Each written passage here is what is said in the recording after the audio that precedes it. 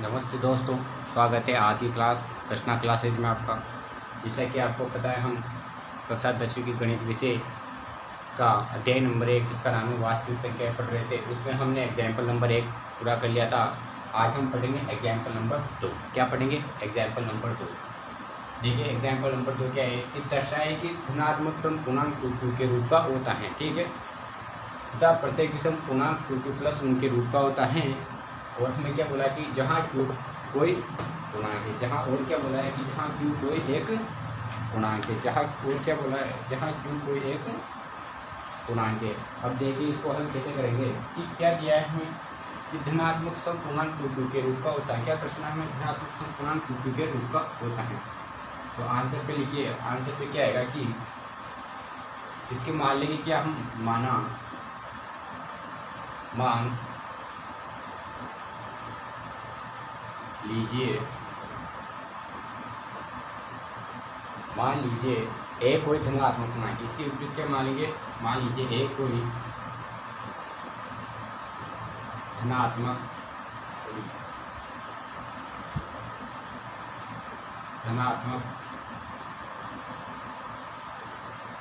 पूर्णांक।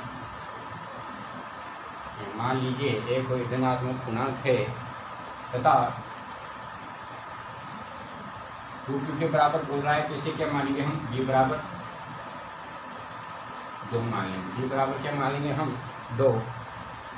b बराबर क्या मान लेंगे, क्योंकि इन्होंने 2q दे रखा है तो हमें यहाँ b का मान क्या हो गया अपने पास 2। b बराबर 2 है, b बराबर 2 है। क्या माना हमने, मान लीजिए a बराबर कोई धनात्मक पूर्णांक है तथा b बराबर 2 है। तब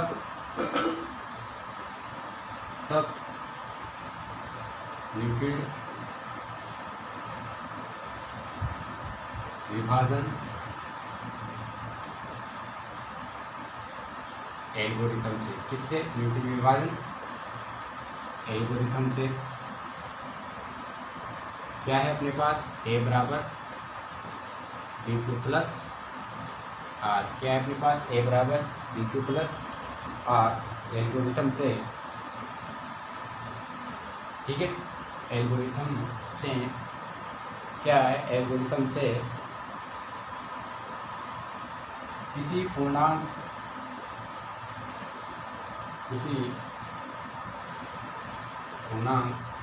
q बराबर 0, किसी पूर्णांक q बराबर 0 या q बढ़ाए 0 से, q बराबर 0 या q बढ़ाए 0 से के लिए क्या हो जाता है अपने पास, के लिए क्या हो जाता है अपने पास a बराबर q का मान क्या लिया, या तो 0 लिया या 0 से बड़ा है q। तो हम क्या करेंगे, q का मान क्या लेंगे, q का मान या तो 0 लेंगे या 0 से बड़ा है। तो क्या हो जाएगा 2q प्लस r। क्या हो जाएगा अपने पास 2q प्लस r। ठीक है, 0 के लिए 2q प्लस r, जहाँ r बराबर 0 या जहाँ r बराबर 0 या r बराबर 1 हैं, जहाँ r बराबर 0 या r बराबर 1 हैं, क्योंकि इसकी थ्योरी आपको ये याद करना ही पड़ेगा, क्योंकि या तो 0 से बड़ा है r और r से बड़ा है 2। क्या है, 0 से बड़ा है r या बराबर है r के, और r से बड़ा है 2, r से बड़ा है 2। इसलिए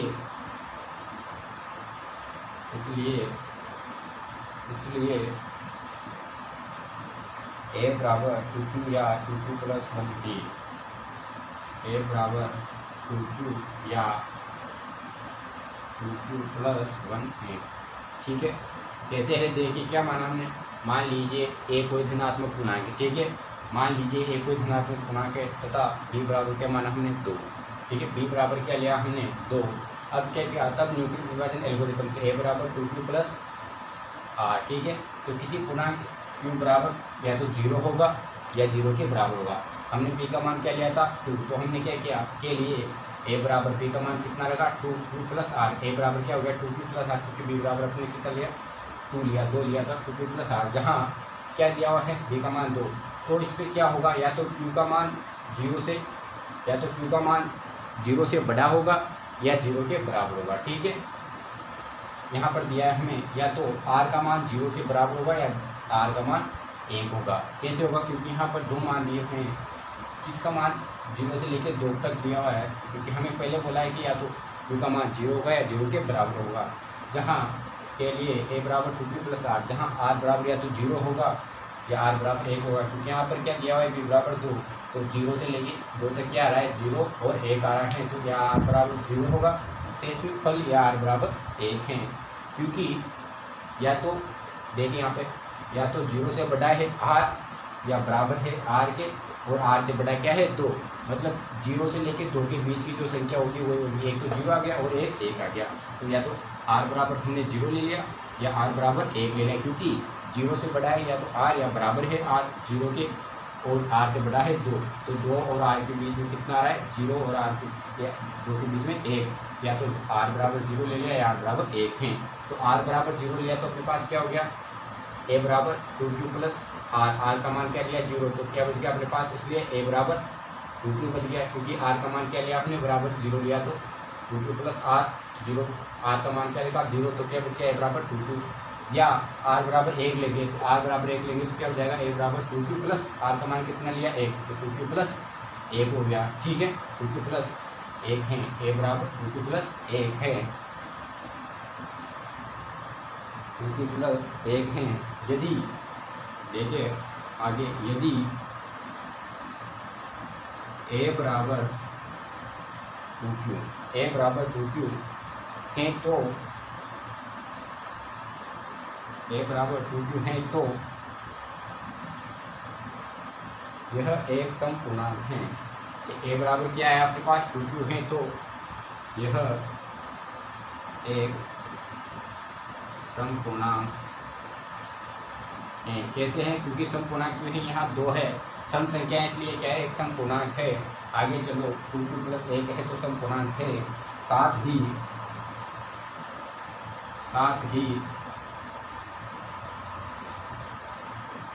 एक धनात्मक पूर्णांक, या तो साथ ही एक धनात्मक पूर्णांक या तो सम होता है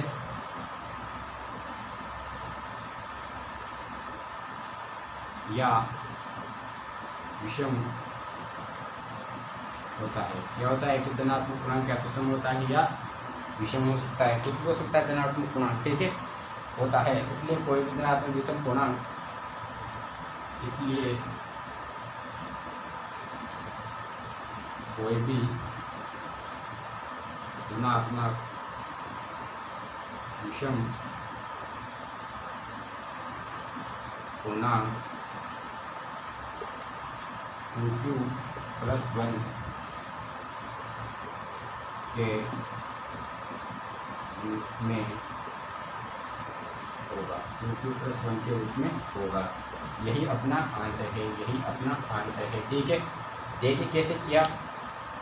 एक बात भी बता देता हूँ आपके मोटे मोटे शब्दों में, क्या बोला था कि दर्शाइए कि धनात्मक समपूर्णांक 2q प्लस 2q के रूप का होता है। ठीक है, और बता पड़ते हैं विषम पूर्णांक 2q प्लस 1 के रूप का होता है। ठीक है, तो जहाँ q क्या है कोई पूर्णांक है, क्या माना हमने, मान लीजिए एक कोई धनात्मक पूर्णांक है। सबसे पहले क्या माना, ये थ्योरी आपको याद करना पड़ेगा। मान लीजिए कोई एक धनात्मक पूर्णांक है a, तथा b बराबर क्या दिया हुआ है 2q दिया है, तो हमने b बराबर क्या मान लिया 2 मान लिया।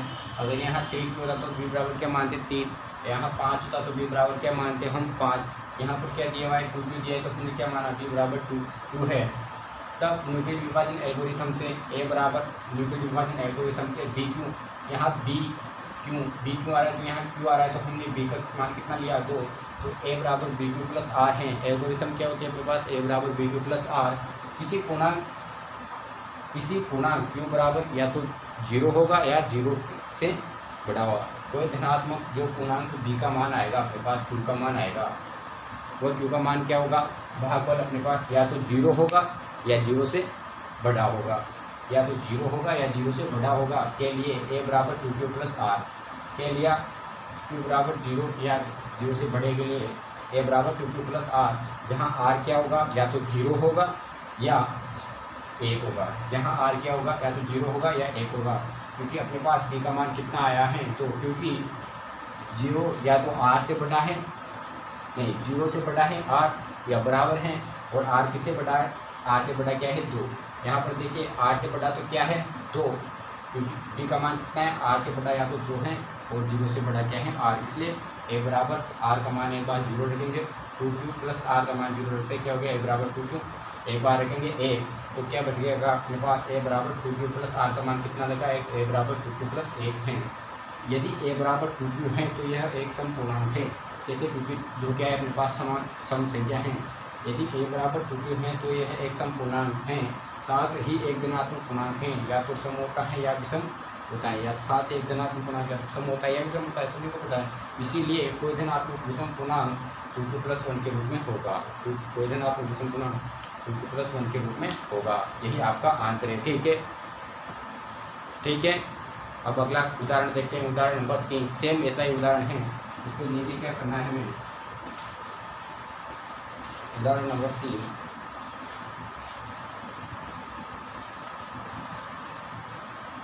इस पे देखिए थोड़ा सा चेंज दे रखा है, मैं इसको मिटाता हूँ। क्या दिया है उदाहरण नंबर 3 कि दर्शाए कि धनात्मक विषम पूर्णांक, दर्शाए कि धनात्मक, इसको ऊपर वाले को मिटा देता हूँ ताकि वही सेम आएगा। दर्शाइए कि क्या दर्शाना है हमें, दर्शाइए कि धनात्मक विषम पूर्णांक, धनात्मक विषम पूर्णांक 4q प्लस 1 या 4q प्लस 3 के रूप का होता है, 4q प्लस 1 या 4q प्लस 3 के रूप का होता है, ठीक है। किसके रूप का होता है, 3 के रूप का होता है, जहाँ a क्या है, जहाँ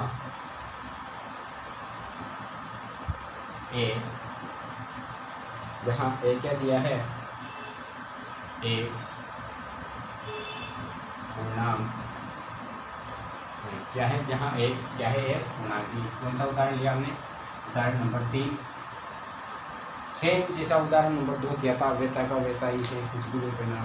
क्या है इसमें, धनात्मक विषम पूर्णांक q प्लस 1 या q प्लस 3 के रूप में होता है, q प्लस 3 के रूप का होता है, जहाँ a क्या है, एक पूर्णांक है, जहाँ a क्या है, एक पूर्णांक है। वही क्या मानेंगे, मान लीजिए कि a कोई धनात्मक पूर्णांक है, ठीक है, मान लिया हमने a कोई धनात्मक पूर्णांक है, तथा अब वहाँ होता तो हमने क्या किया, तथा b बराबर 1, q के पास कितना दे रखा है, b का मान 4, तो तथा b बराबर क्या लिया आपने यहाँ पर 4।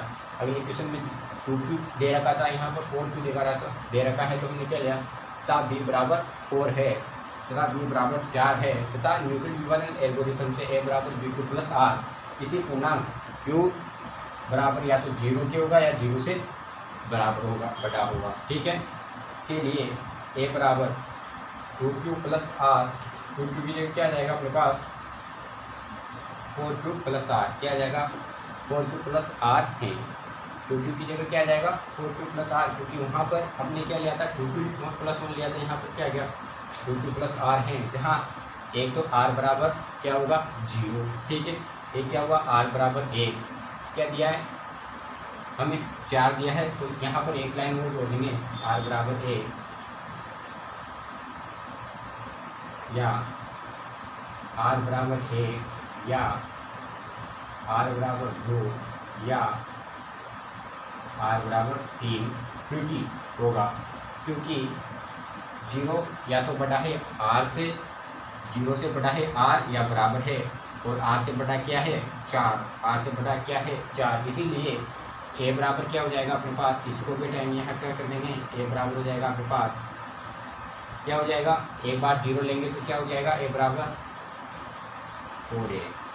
ठीक है, एक बार जीरो लिया तो क्या हो गया अपने पास, ए बराबर 4a।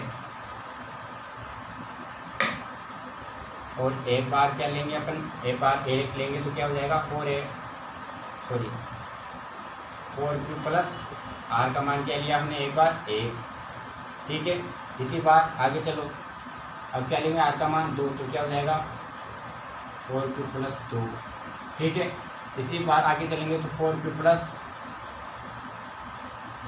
3, क्या हो गया अपने पास 4 प्लस 3। आर का मान क्या लिया 3, क्योंकि यहाँ पर क्या दिया का है, क्यू का मान 4 बार दे रखा है, बी का मान, तो हमने क्या लिया, या तो 0 से बड़ा है आर या बराबर है और आर से बड़ा क्या है 4, इसीलिए ए बराबर 4 ए बराबर 4 प्लस 1, ए बराबर 4 प्लस 2, ए बराबर 4 प्लस 3 है। यदि ए बराबर 4 प्लस 1 है तो यह एक 4 प्लस 1 है तो यह एक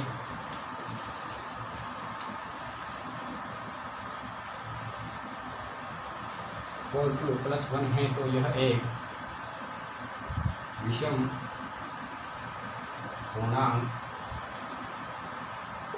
है। साथ ही एक धनात्मक पूर्णांक है तो सम हो सकता है या विषम हो सकता है, इसलिए कोई धनात्मक विषम पूर्णांक, इसको चेंज कर देंगे हम, कोई धनात्मक विषम पूर्णांक क्या होगा 4 प्लस 1 या 4 प्लस 3 के रूप में होगा। किसके रूप में होगा, 4 प्लस 1 या 4 प्लस 3 के रूप में होगा। ये उदाहरण नंबर 4 आपका कंप्लीट, उदाहरण नंबर 3 आपका कंप्लीट। ठीक है, कुछ नहीं करना, जैसे उदाहरण नंबर 2 किया था हमने, जैसे उदाहरण नंबर 2 किया था, उदाहरण नंबर 2 में क्या दिया था हमें, धनात्मक पूर्णांक 2q दिया हुआ था और एक विषम पूर्णांक दिया था 2q प्लस 1। इसमें क्या दिया है, धनात्मक विषम पूर्णांक दिया, उसमें सम और विषम दोनों दिए हुए थे, इसमें क्या दिया कि और विषम पूर्णांक, धनात्मक विषम पूर्णांक 4q प्लस 1 या 4q प्लस 3 के रूप का होता है। यहाँ ए क्या है, एक पूर्णांक सिद्ध करना है हमें। तो मान लीजिए एक कोई धनात्मक विषम पूर्णांक है तथा q का मान 4 है, तो हम क्या मानेंगे, b बराबर 4 हैं। b बराबर क्या मान लिया हमने, 4 क्यों माना, क्योंकि बी क्यू बराबर आर, तो यहाँ पर पहले क्या आ रहा है, b आ रहा है, तो यहाँ q के पहले क्या आ रहा है 4, तो b बराबर क्या माना हमने 4 है। मतलब न्यूटन विभाजन एल्गोरिथम से ए बराबर बी क्यू प्लस आर, ए बराबर बी क्यू प्लस आर है। किसी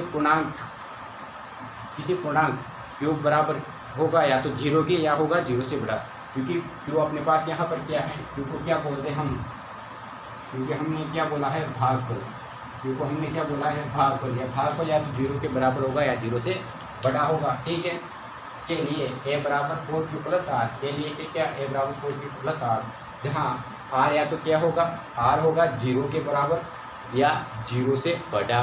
ठीक है, 0 के बराबर या 0 से बड़ा, 0 से बराबर या 0 से बड़ा आर होगा, और आर से बड़ा क्या होगा 4, मतलब 0 से लेकर 4 के बीच की जो संख्या होगी वो कुछ भी हो सकता है आर। ठीक है, आर क्या हो सकता है, या तो 1 हो सकता है, आर बराबर या तो 0 हो सकता है, आर बराबर या तो 1 हो सकता है, आर बराबर या तो 2 हो सकता है, या आर बराबर 3 हो सकता है, क्योंकि यहाँ क्या है 0 आर या तो आर के बराबर है या आर से बड़ा है। उसके अलावा आर किससे है, 4 से छोटा, मतलब 0 से लेके 4 से 4 तक बीच की जो संख्या है वह आर का मान हो सकती है। इसलिए एक बार हमने क्या किया, आर का मान क्या लिखा 0, तो ए बराबर क्या हो गया 4q।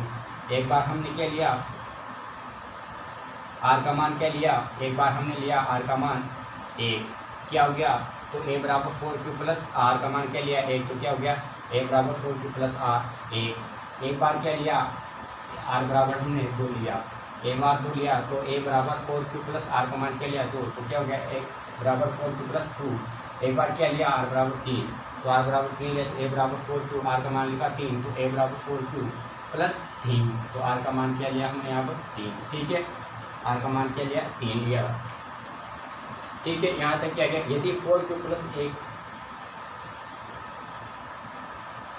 यदि ए बराबर 4q प्लस 1 है तो क्या लिखा, यदि ए बराबर, इसको मैं थोड़ा बढ़ा देता हूँ, ए बराबर 4q प्लस 1 है तो यह एक विषम पूर्णांक है। क्या है, यह एक विषम पूर्णांक है।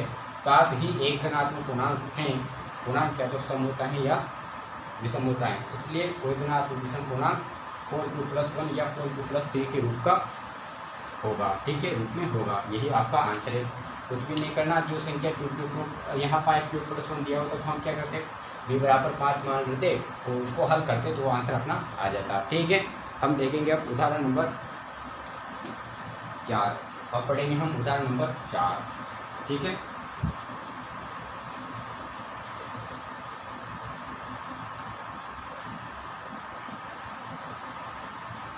इस पे थ्योरी आपको थोड़ी बहुत याद करनी पड़ेगी, ये थ्योरी पे ही डिपेंड है पूरा क्वेश्चन, तो आपको थ्योरी तो याद करनी पड़ेगी। जैसे माना कि एक विषम पूर्णांक या सम पूर्णांक है, फिर b बराबर जितना दिया हो उतना माना। अब हम देखते हैं उदाहरण नंबर 4, एग्जाम्पल नंबर 4, ठीक है। देखिए एग्जाम्पल नंबर 4, एक मिठाई विक्रेता के पास, देखिए एग्जाम्पल नंबर क्या है कि एक मिठाई विक्रेता के पास 420 काजू की बर्फियाँ और 130 बादाम की बर्फियाँ क्या है। काजू की बर्फी कितनी है, काजू की बर्फियाँ कितनी हैं 420, और क्या दिया है 130 बादाम की बर्फियाँ। बादाम की बर्फियाँ कितनी हैं,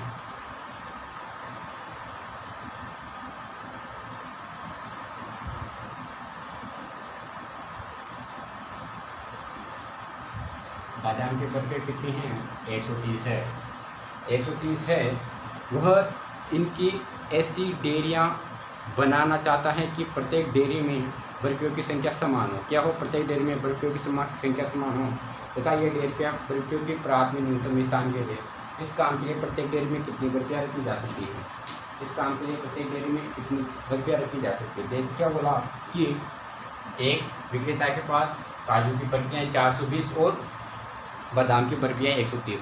अब वो इनको इस तरह से जमाना चाहता है कि दोनों बर्फियाँ एक तो आए बराबर लाइनों में, क्या है बराबर लाइनों में, और बराबर संख्या के हिसाब से क्या है बराबर लाइनों में। जैसे इस पे आ गई 5, इस पे आ गई 4, ठीक है।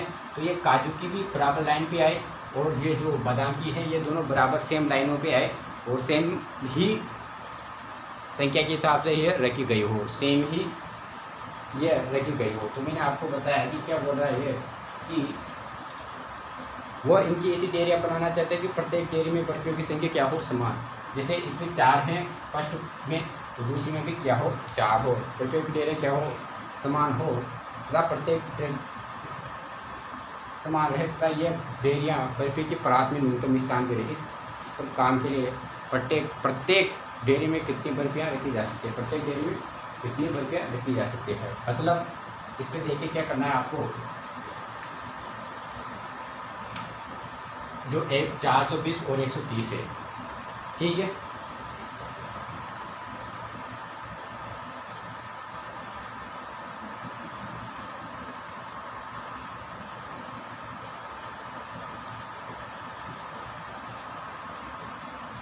ठीक है, क्या करना है हमें, कुछ भी नहीं करना। इस सवाल में हमें क्या करना है, एक तो समान संख्या में हमें पंक्ति बनानी है और पंक्ति में समान मिठाइयाँ रखनी है।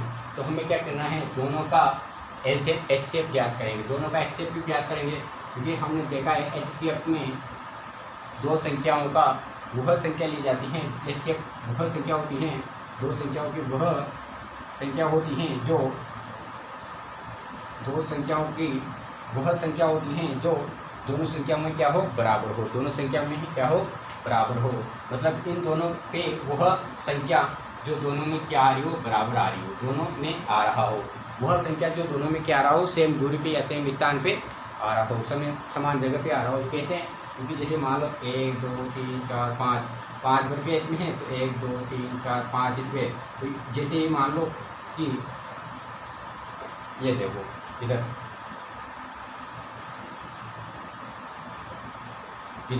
क्योंकि ये देखो फर्स्ट पे चले तो ये यहाँ है, दूसरे में चलो तो ये यहाँ तो ये यहाँ है, तो ये क्या आ रहा है सेम आ रहा है। तो इन दो संख्याओं के बीच में ऐसे कोई ऐसी संख्या आएगी जो क्या होगी सेम होगी। तो ये ज्ञात करने के लिए हम क्या ज्ञात करेंगे, इनका HCF ज्ञात करेंगे। क्या ज्ञात करेंगे HCF। कुछ भी नहीं करना, मीटा यूटिलिटी ज्ञात करने के लिए हम क्या ज्ञात करेंगे, इन दोनों संख्याओं का HCF ज्ञात करेंगे। HCF कैसे ज्ञात करेंगे, तो आंसर देखिए इसका,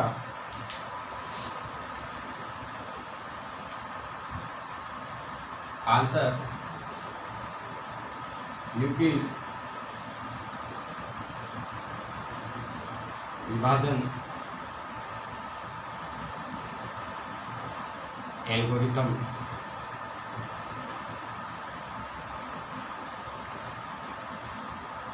से क्या है अपने पास, न्यूक्लियर विभाजन एल्गोरिथम A बराबर BQ प्लस R, ठीक है, A बराबर BQ प्लस R। क्या पढ़ा है हमने, एल्गोरिथम A बराबर BQ प्लस R। उदाहरण नंबर 2 पढ़ा था आपने, हम उदाहरण नंबर 1 पढ़ा था, A बराबर BQ प्लस R। एल्गोरिथम में इस पे जब हम इस विधि से विभाजन एल्गोरिथम विधि से अगर किसी का HCF निकालते हैं, किसी संख्या का HCF निकालते हैं, तो जो संख्या हमें दो संख्या दी होती हैं उसमें जो बड़ी संख्या होती है वो तो क्या होती है अपने पास A का मान, A का मान क्या है 420, और जो छोटी वाली होती है किसका मान होती है, B का मान होती है, B का मान क्या है 130। लगाओ सूत्र में, तो क्या आ गया अपने पास, फर्स्ट देखिए A बराबर BQ प्लस R। A का मान कितना आया, देखिए A का मान कितना आ रहा है 420 बराबर B का मान 130 प्लस इंटू ये A क्या है अपने पास भाज्य, ये क्या है भाजक, ये क्या है भागफल और ये क्या है शेषफल।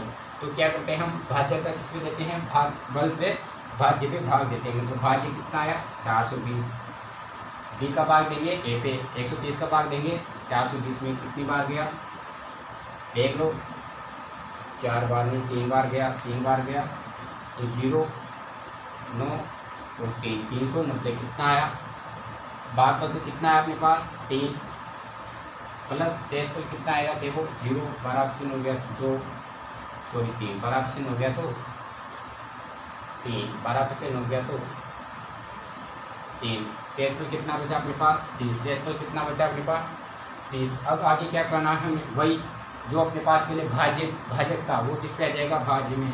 अब यहाँ पर देखो वही न्यूक्लियर शॉर्ट में लिखता हूँ मैं, न्यूक्लियर विभाजन एल्गोरिथम से A बराबर BQ प्लस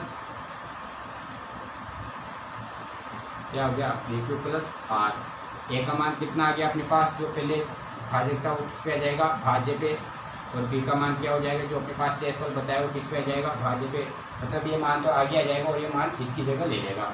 अब क्या करेंगे, A का मान कितना आया 130, B का मान 30। अब क्या करना है हमें 30 का भाग 130 पे देना है, ये 130 पे 30 का भाग दीजिए, कितने बार गया देखिए ये जाएगा अपने पास 3 30 130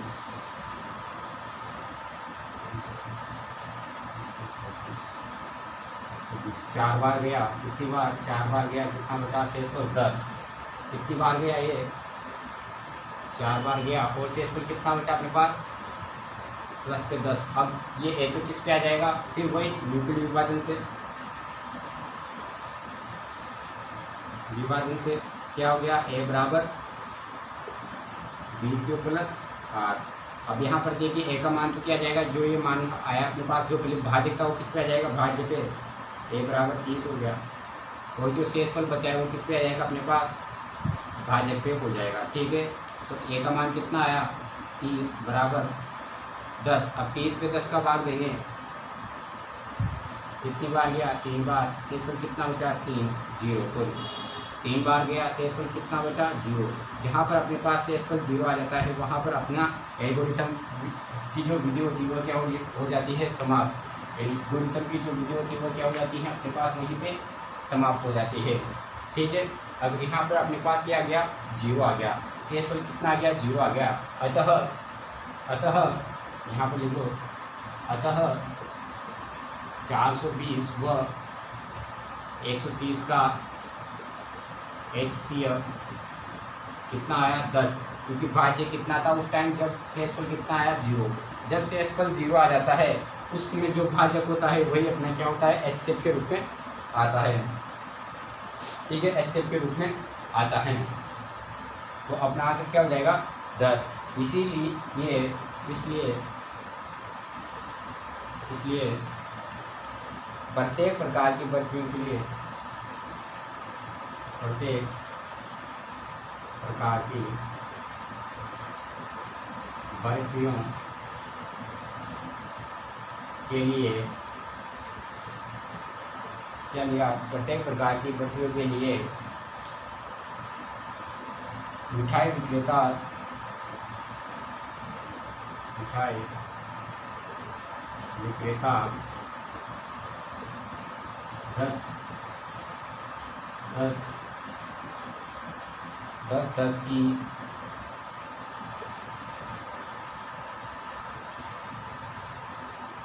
10 की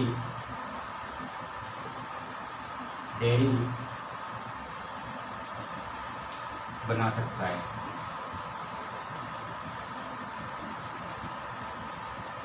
क्या कर सकता है, 10 की डेयरी बना सकता है। अब देखिए मैं आपको एक बार सोच शब्दों में बता दूँ, क्या बोला था उसने कि एक मिठाई विक्रेता के पास काजू की बर्फियाँ हैं 420 और बादाम की बर्फियाँ हैं 130। अब वो क्या करना चाहता है, इनको एक ताल में इस तरह जमाना चाहता है कि इनकी संख्या क्या हो, आपस में समान रूप में जमे और ये सुंदर तरीके से सज जाए। मतलब समान संख्या में ये दोनों मिठाई मिला के सजाना है उन्हें, और ये समान संख्या में और समान पंक्तियों पे समान संख्या के रूप में आ जाए। ठीक है, तो हमने क्या किया, इसको ज्ञात करने के लिए मतलब इन दोनों को समान संख्या में जमाना है, तो इन दोनों में ऐसी संख्या ज्ञात करेंगे जो समान हो। दोनों में समान संख्या कौन सी आ रही है, तो हमने क्या किया, समान संख्या ज्ञात करने के लिए हम इन दोनों का HCF ज्ञात करेंगे। इससे